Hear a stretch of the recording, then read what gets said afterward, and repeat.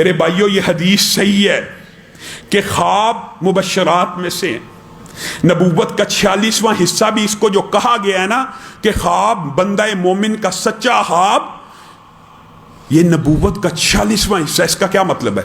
نبوت کی کوئی شے باقی نہیں ہے، وہی نہیں آئے گی، جبریل امین دوبارہ کسی انسان کے قلب اطہر پہ نہیں اتریں گے، وہی لے کر نہیں آئیں گے. ہاں بندہ مومن کو سچا خواب آئے گا، اور یہ نبوت کا 46واں حصہ. اس کو کیوں کہا گیا؟ 23 برس محدثین نے یہ بات لکھی ہے کہ اگر نبوت کو 23 سالوں میں دیکھا جائے تو 6 ماہ 46واں حصہ بنتے. 6 ماہ 23 سالوں میں سے 6 ماہ کی اگر ایوریج نکالی جائے تو یہ 46واں حصہ بنتا ہے. 6 ماہ چونکہ نبی کریم کو سچے خواب آتے رہے پہلی وحی براہ راست آنے سے قبل، اس لیے یہ اس کو نبوت کا 46واں حصہ کہا گیا. لیکن اس میں ایک بات بڑی عبرت کی بھی ہے اور سمجھنے کی بھی ضرورت ہے. خواب کی بھی بات آئی ہے تو کہہ دیتا ہوں. امام ابن سیرین بہت بڑے معبر گزرے ہیں، انہوں نے بھی اور محدثین نے بھی، اور نبی کریم صلی اللہ علیہ وسلم کی احادیث اس بات کے اوپر دلالت کرتی ہیں کہ بنیادی طور پہ ویسے خواب کی اقسام زیادہ ہیں. خواب کی 3 قسمیں ہوتی ہیں. ایک مبشرات ہیں، اللہ کی طرف سے آنے والے خواب نمبر 1، اور یہی نبوت کا 46واں حصہ ہے اور یہی اللہ تعالیٰ کی طرف سے آتے ہیں.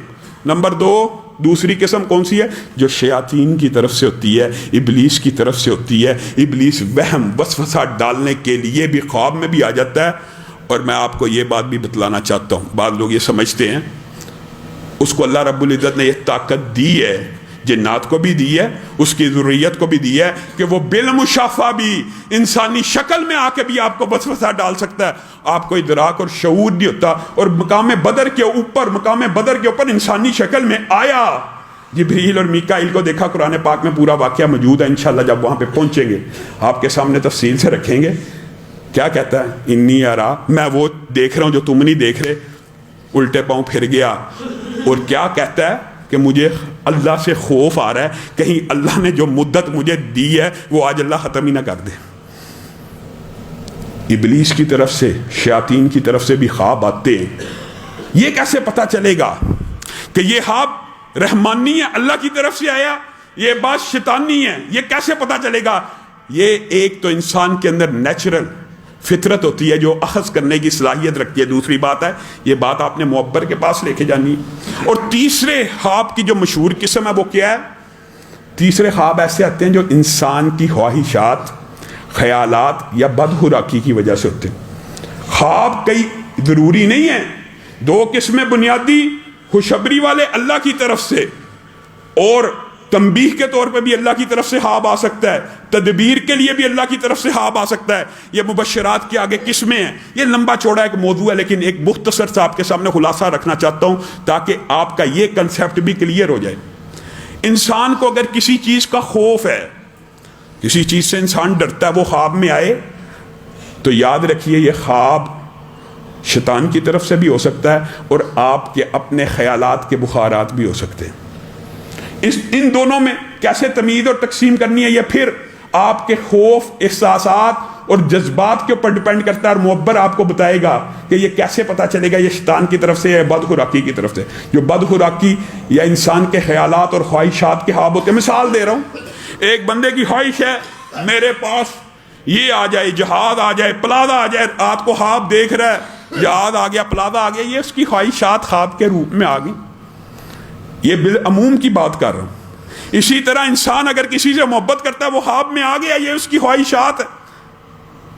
شیطان کی طرف سے بھی خواب آتے ہیں جس کے اندر وہ انسان کو گمراہ کرنے کی کوشش کرتا ہے. اور اس حوالے سے محدثین نے کتابیں لکھی.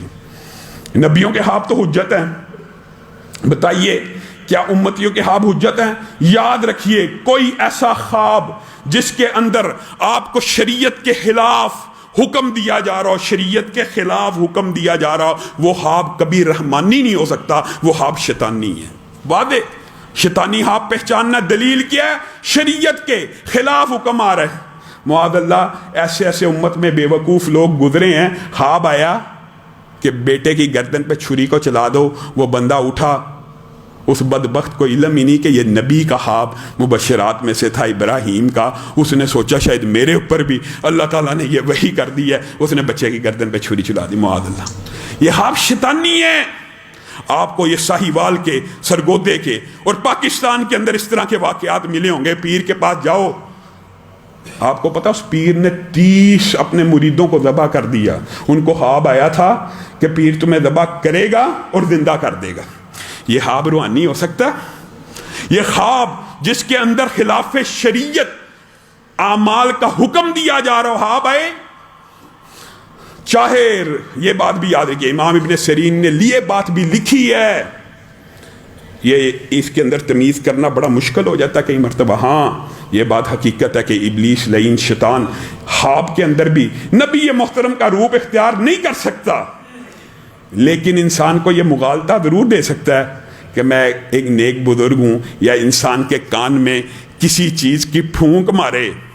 کتنے کتنے بڑے اولیاء نے اپنی کتابوں میں یہ واقعات لکھ چھوڑے ہیں. ہاں بھائی, کیا خواب آئی ہے جی؟ آج خواب میں آواز آئی ہے اللہ کی طرف سے کہ اللہ نے تیری نمازیں معاف کر دی ہیں, آج کے بعد نہ پڑھیے. اللہ کی طرف سے خواب آ سکتا ہے؟ یہ شیطان کی آواز آئی ہے تجھے, یہ شیطان کی آواز آئی. ہاں بھائی, داڑھی منڈوا لے, شادی ہو جائے گی. یہ اللہ کی طرف سے خواب آئی ہے, یہ شیطان کی طرف سے خواب آئی ہے. ہاں رب رحمان کی طرف سے بھی خواب آتی ہے, اور اللہ کی طرف سے جب خواب آتی ہے نا, ان کے کچھ مقاصد ہوتے ہیں. ایک خوشخبری, ایک ڈرانا, ایک تدبیر کرنا, ایک صدقہ کرنا. اور نبی کریم صلی اللہ علیہ وسلم نے کہا جب خواب آ جائے جس سے تم ڈر جاؤ اور چاہتے ہو کہ اس خواب کی تعبیر ظاہر نہ ہو, اس کے بھی کلیے موجود ہیں. معبروں کے پاس چلے جاتے ہیں, زبردستی جی تعبیر بتائیں, تعبیر بتائیں, تعبیر بتائیں, تعبیر بتا دیتا ہے. پھر وہ تعبیر جب تک بتائی نہ جائے معلق رہتی ہے. یہ بھی احادیث میں نکلتی ہے بات, بتا دی تو وقوع پذیر ہو جاتی ہے. کس طرح ادا کرنی ہے, کتنی آسان بات ہے. کروٹ لو, اعوذ باللہ من الشیطان الرجیم, شیطان لعین کے شر سے پناہ مانگو, 3 مرتبہ دائیں ہاتھ کی طرف تھتکارو. تھتکارنا اور تھوک پھینکنے میں ایک فرق ہوتا ہے. وہ کیا ہے؟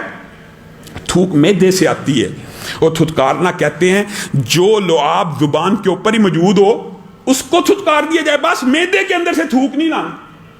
الٹے ہاتھ کے اوپر, پھر نفل پڑھ کے, پھر صدقہ کر کے انسان ایسے خواب جن سے فیل کرتا ہو. اور یاد رکھیے خواب یہ حدیث ہے مولوی کی, کسی فقی مفتی کی بات نہیں ہے. ہمیشہ اپنے مخلص ترین دوست کو اور بہترین عالم کو بتانی چاہیے. وجہ کیا ہے؟ کوئی حاسد, کوئی نکما, کوئی نلائق یا جاہل ہوگا نا, تیرے خواب کی اگر تعبیر کر دے گا تو بعض اوقات اللہ رب العزت خواب کی تعبیر اسی طرح وقوع پذیر کر دیتے. حضرت یوسف کا اگر آپ پورا چیپٹر پڑھیں, وہ خوابوں کے ماہر تھے, وہ معبر تھے.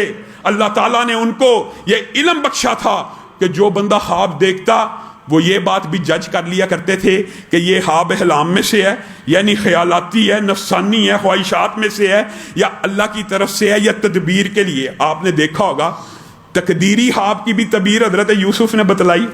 تقدیری خواب بھی تو آیا تھا نا کہ یہ وقوع پذیر ہونا ہے. ایک کو سولی لگ جانی ہے, اس نے خواب دیکھی تھی میرے سر کے اوپر پرندہ روٹیاں کھا رہا ہے. حضرت یوسف نے کہا تو سولی پہ چڑھ جائے گا. دوسرے نے خواب دیکھی تھی کہ میں شراب کو نچوڑ رہا ہوں. حضرت یوسف نے کہا تو بادشاہ کا ساقی بنے گا, اس کا خدمت گزار بنے گا. آپ کے سامنے ایک اور خواب بھی دیکھی تھی.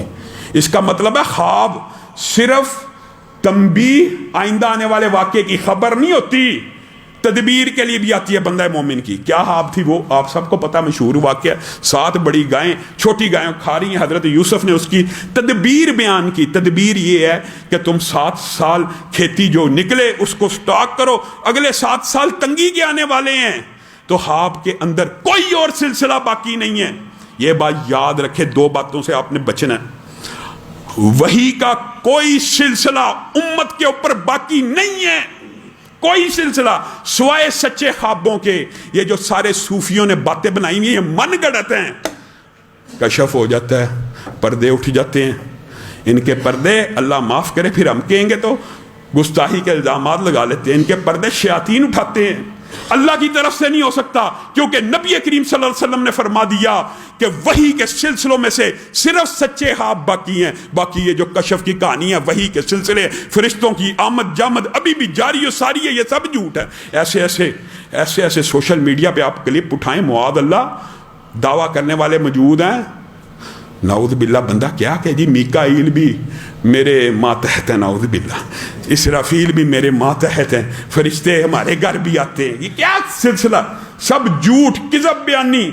کیونکہ ہاں بعض لوگ ایسے بھی ہیں کہ انہوں نے کہا اس طرح نہیں، چونکہ عقیدہ لوگوں کا اب مضبوط ہو گیا ہے کہ جبریل وحی لے کے نہیں آئے گا، انہوں نے خواب بھی گڑھ لیے۔ یاد رکھیے یہ بات بھی یاد رکھیے، سچا خواب جس بندے کو آ رہا ہے اس کے لیے کوئی دلیل حجت ہو سکتا ہے، لیکن میرا خواب آپ کے لیے حجت شرعی نہیں ہے، کیونکہ میں اپنی طرف سے گھڑ سکتا ہوں۔